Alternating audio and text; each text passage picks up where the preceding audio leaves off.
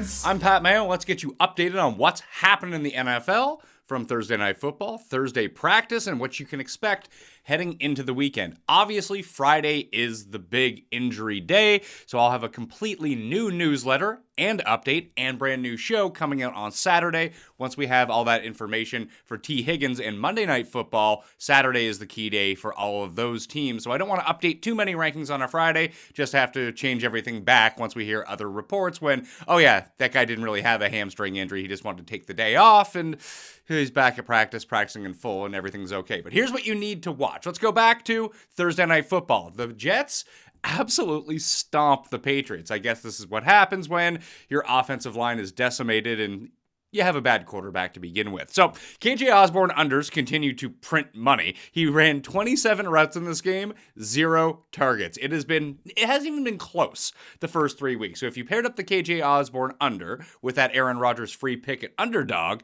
you are off to the printing presses. There's another free pick at Underdog this weekend. It's CeeDee Lamb. Use code Mayo to go sign up right now, all right? Braylon Allen continued to play a ton before the fourth quarter. And every time he's on the field, even in 2 running back sets, which there was only 5 with Breece Hall, that he's getting the ball. 14 touches on 23 snaps. That's like a Tyler Algier level. Like, hey, that guy's on the field, he's probably going to touch the ball. Teams are eventually going to figure this part out of it, but he's been very effective and even has standalone fantasy value at this point. Breece Hall is still going to be the man, and we saw that, and they will manufacture both touches and touchdowns. If he can't get it going on the ground, he's going to get it going through the receiving game. I'm not worried about him.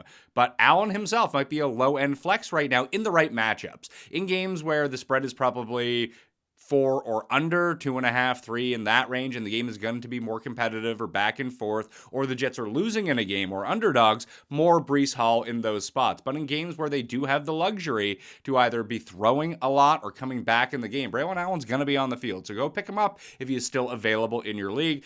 Lazard, Wilson, and Conklin all played more than 60 snaps for the Jets. Mike Williams, only 33 of 73. Not sure if that was game plan specific. That is fewer snaps than Mike Williams played a week ago. So keep that in mind with Mike Williams and Lazard going forward. Lazard played all these snaps. He only had 3 targets. Yes, he had the touchdown, but without that, it was a miserable day. And Garrett Wilson is a great buy low right now. He doesn't have to go one-on-one with Christian Gonzalez every week. And despite all that and the bad numbers, Rodgers got him the touchdown he needed to save his fantasy day. So cheers to you, Aaron Rodgers. Drake May came in the 4th. I doubt he's going to play next week at San Francisco. I think it's a bye week after that. Then he's probably going to be in for Brissett as long as Brissett is okay. Ramondre Stevenson dominated the running back touches before garbage time, so I'm not too concerned about him. What I'm concerned about is that the Patriots barely ran any offensive snaps. The amount of 3-and-outs was staggering in the first half, so Ramondre couldn't get anything going. He got hurt for a bit, but he came back. Gibson only played 7 snaps before the fourth quarter, so he's someone you'll want to pick up, but he's never someone you're going to want to play unless they're playing an absolute dominant team and you know they're going to be in garbage time by midway through the second quarter. Hard to bank on with Antonio Gibson, but Stevenson's going to be this type of player where he's going to have volume. He's going to have volume as long as the volume is available. So you're going to have these weeks where there is no floor and he does absolutely nothing. He's got to keep that in mind going forward. The injury report that we were really concerned about for Friday. So you can hit the description, get the updated injury report right now, along with the updated rankings. But again, we're going to have to wait and see how these guys do in the Friday practice. Sub to that newsletter, by the way. It's completely free. Smash like and sub to the channel while you're here as well. We're in the race for 50,000 subs. So thank you all for doing that for us. And if you haven't done it yet, no thanks to you, but you will get a thanks if you hit that sub button right now. Jordan Love might play. Not sure why they're going to force him back against Tennessee. If he plays, I would not play him on my fantasy team because we've just seen this too many times. The good quarterback who rushes back, but it's actually like 2 weeks from now when they're actually okay. I would still like the Titans in this game. However, Dobbs, Reed, Watson, all those guys do see an incredible uptick in their fantasy value because it's almost nil with Malik Willis starting right now. Reed's the only start of all of those guys. Reed, Kraft, and Jacobs, all limited practice as well. All are expected to play for the Packers this week. The Texans, Mixon and Pierce are now both DMPs for Wednesday and Thursday. If neither of them practice on Friday, they ain't playing. And that probably is what we should have been seeing with the hamstring injury and high ankle sprain. So Cam Akers is likely to draw the start this week. So I have him now in at running back number 23 in the rankings. That's in the Zamir White category, although I am going to bump up DeAndre Swift. I'm on JJ Zacharyason's show today, and we talked a lot about DeAndre Swift, and then I talked myself into a really bad play of DeAndre Swift, but the Colts can't stop the run. There was ever a week to play DeAndre Swift, then traded him. It's this week against the Colts. So I'm going to go Swift above Akers. The last time that Akers had more than 10 carries in a game was 2002, but he had 128 total yards in that game. He had 7 carries for 32 yards and a lost fumble against the Bears last week. Like, if he's going to get all the volume, you got to play him. He's like better Zamir White, although Zamir White has a better matchup this week, so I'd rather play Zamir White, but they're like one and the same right now. Minnesota's been very good at stopping the run so far, hence why I have White above Cam Akers still in the rankings. The Chargers, Herbert's on the field. He's not doing anything, but he is expected to play. Josh Palmer has not practiced on Wednesday or Thursday. Even a limited probably means he goes on Friday, but I'm preparing like he is not going to play at the moment. That makes Quentin Johnson still a top 40 play because wide receiver ones and wide receivers in general against Pittsburgh aren't doing much so far in 2024. And I don't know, although QJ looks a little bit better this season, I don't know what he's going to do against the Steelers. For the Seahawks, Metcalf is good to go. Ken Walker, DNP, he's probably not going to play. Lockett, Fant, and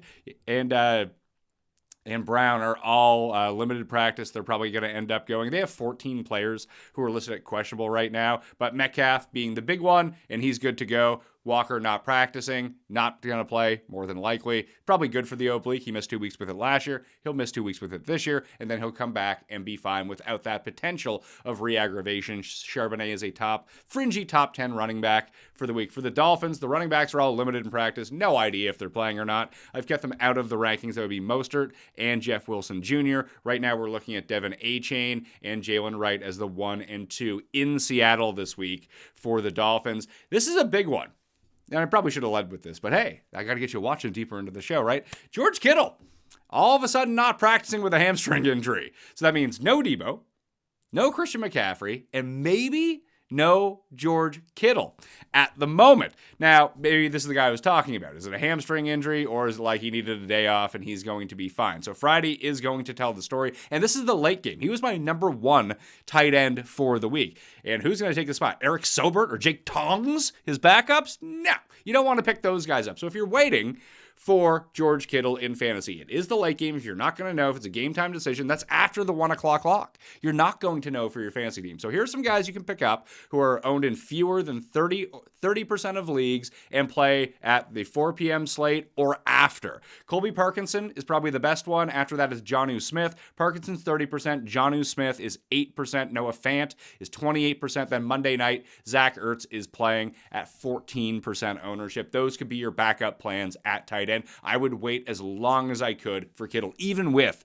a hamstring injury. Hopefully that's going to be fine, but that's one of the biggest pieces of news of the day. Ward and Bosa are both questionable for the defensive line and the San Francisco defense in that game against the Rams as well. Vikings, Jefferson's going to play. Jones and Naylor off the injury report, so Naylor looks like he's going to draw the start because it continues to appear like Jordan Addison is not going to play with this ankle injury. He did not practice again. For the Bears, no Keenan Allen. Adunze and Travis Homer both at limited practice. Moore played 99% of the snaps last week with Keenan Allen out. But again, I like DeAndre Swift against this Colts defense because it is so bad. The Bengals, T. Higgins returned to practice in a limited capacity. Saturday is going to be the big day for him. Fingers crossed. It's his first practice since September 8th, so they're really trying to get him back out there for Monday night. Gesicki limited practice. Tanner Hudson did not play. And for the Broncos, all the receivers and Greg Dulcich, including Devon Vale, got in a full practice on Thursday, so they're all good to go. I mean, they're not good. They're playing, and they're going to be on the field, but probably wouldn't play those guys at all against Tampa Bay this week. Fields is starting. Tajay Spears got upgraded to limited practice. Pollard had over 100 total yards this week. I still like Pollard a lot better because he's getting those first and second down touches. And you're dealing with Tajay Spears, who is dealing with an injury at the moment. In terms of Rashad White in that limited practice, pick up Bucky Irving if you haven't done it yet. White's still the better play. I understand that, but he's already banged up. Irving's already taking short down work. I could see a switch happening even if it doesn't happen because of a Rashad White injury. At wide receiver, CeeDee Lamb's back to a limited practice. You can use that free square on CeeDee Lamb this weekend on Underdog using code Mayo. A.J. Brown not playing. Cedric Wilson, who cares? Jake Ferguson, limited practice. He's probably going to play. Evan Ingram and David Njoku likely trending towards out. Taysom Hill got in a limited practice. No word on him yet. And the biggest thing you need to know, kicker news. Rams kicker Joshua Carty did not practice on Thursday, and the Giants finally put Graham Gano on the IR, and they signed Greg Joseph. He will handle kicking duties against the Cleveland Browns this week. Still waiting on more news of the Cleveland offensive line. It would be nice to see those guys healthy, wouldn't it? That'll do it. On this episode, please smash like, sub to the channel, and sub to the free newsletter while you are here. All right? Enjoy your weekend. I will be back with a full show on the Pat Mayo Experience feed for every injury, every ranking that you need to know that has been updated throughout the course of the week, and more on Saturday. So tune into that. All right? See you tomorrow. Pat Mayo Experience! Experience!